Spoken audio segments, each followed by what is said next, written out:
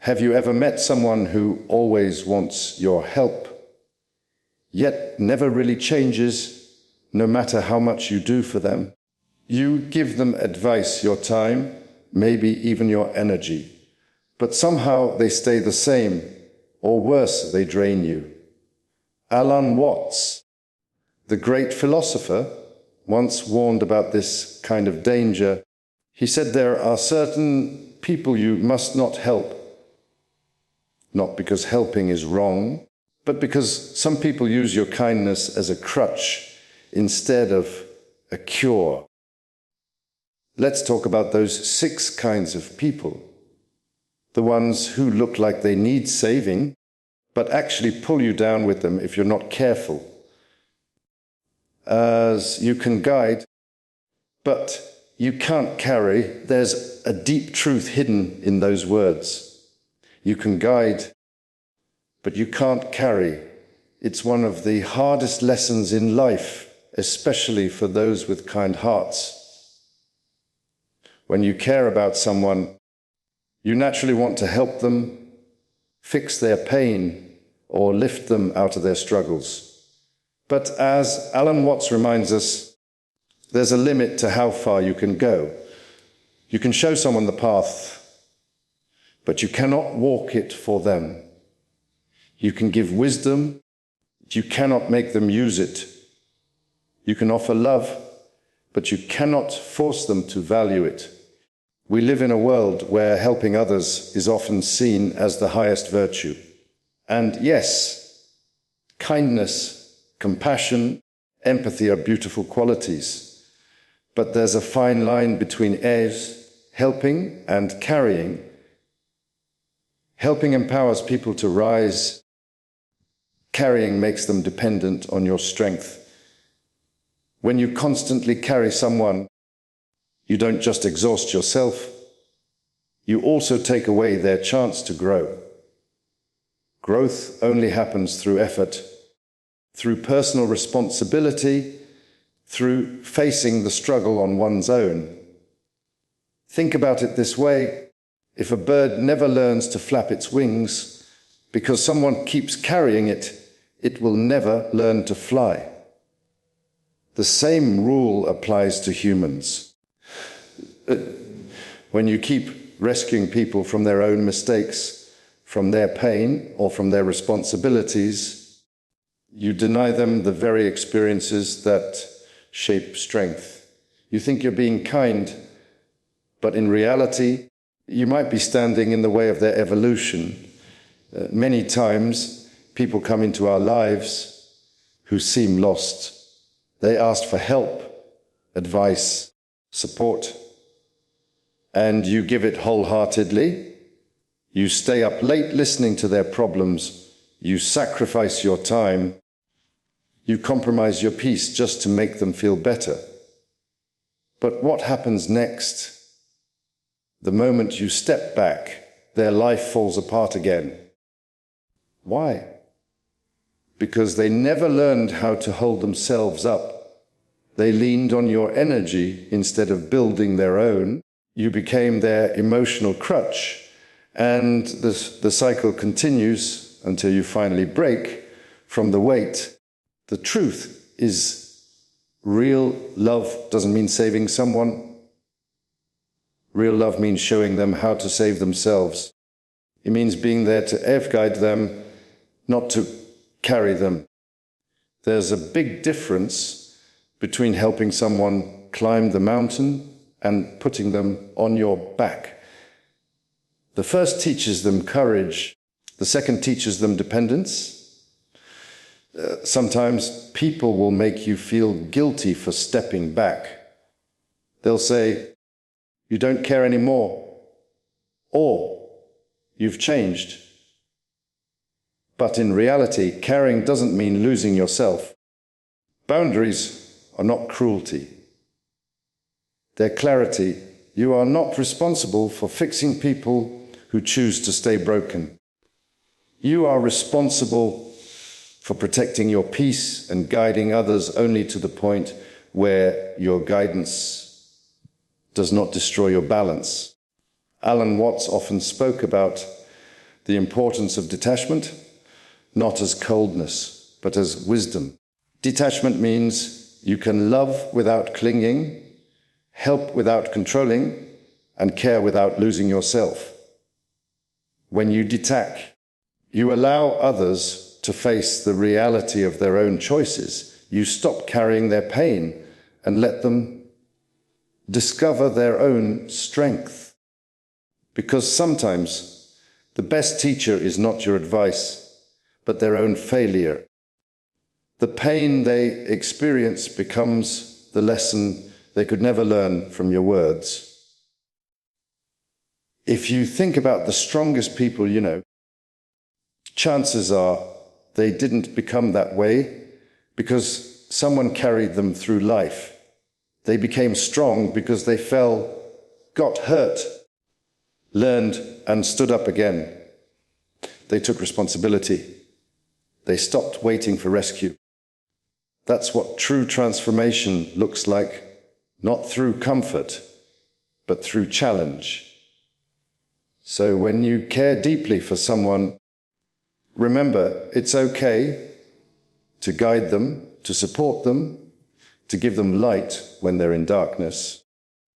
But don't let your light burn out trying to keep theirs alive. Don't drown trying to save someone who refuses to swim, because no matter how much love or effort you give, change can only begin when they decide to move.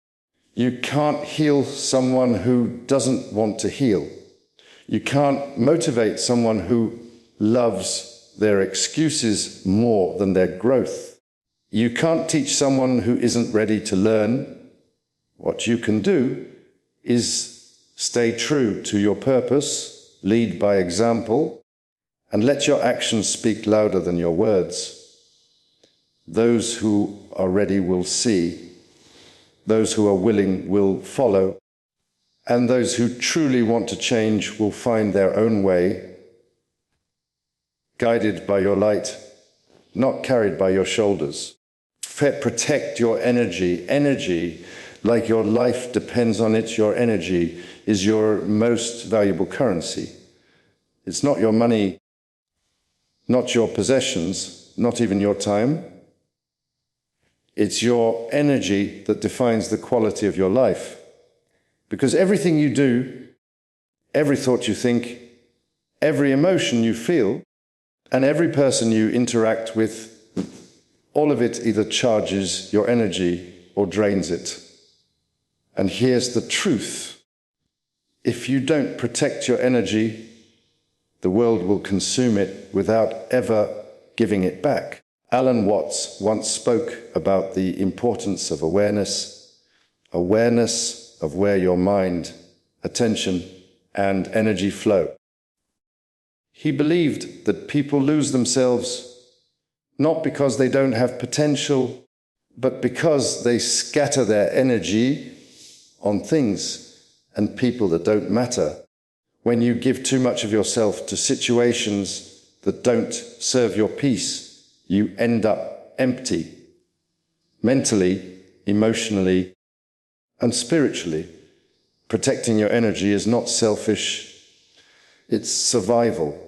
Just like your phone can't run on a 1% battery, your soul can't thrive when it's constantly drained by negativity, drama, or emotional exhaustion. Yet so many people give their energy away carelessly, arguing with those who will never understand, helping people who refuse to help themselves, or staying in environments that kill their peace one small moment at a time. You need to realize that your energy determines what you attract. When you are full of calm, purpose, and strength, you naturally draw better people and opportunities toward you. But when you are constantly drained, frustrated, or overextended, you start to settle for less respect, less joy, and less self-worth. Protecting your energy means becoming aware of who and what deserves your attention. because not everyone who wants your time deserves your energy. Start by observing your feelings after every interaction. Some people leave you inspired, lighter, and more alive. They are your energetic allies. Others leave you anxious, tired, or doubtful. They are your energetic thieves. Learn to spot the difference. Not everyone who smiles at you means well, and not everyone who complains wants advice. Some people come to feed on your peace, not share it. It's your job to notice it early and step away. Alan Watts often said that we are not separate from the world. We are part of it. But that doesn't mean you have to let every part of it inside you. Boundaries are not walls, they are filters. They let in what nourishes your soul and block what poisons it. When you start setting healthy boundaries, people may not like it, especially those who benefited from your lack of them. But that discomfort is the price of peace. Protecting your energy also means being selective with what you consume, the music you listen to, the shows you watch, the words you read, and the thoughts you entertain. All of them feed your mental state. Garbage in, garbage out. If you constantly feed your mind chaos, don't be surprised when your life feels the same. Start filling your space with things that inspire growth, nature, silence, good books, uplifting people, meaningful conversations. There's also a subtle danger over helping others while neglecting yourself. You can't pour from an empty cup. You can't light someone's path if your own candle is burning out. The world doesn't need you to destroy yourself to prove your goodness. True generosity begins with self-respect. When your energy is balanced, your kindness has power. But when your energy is drained, even your best intentions turn into resentment.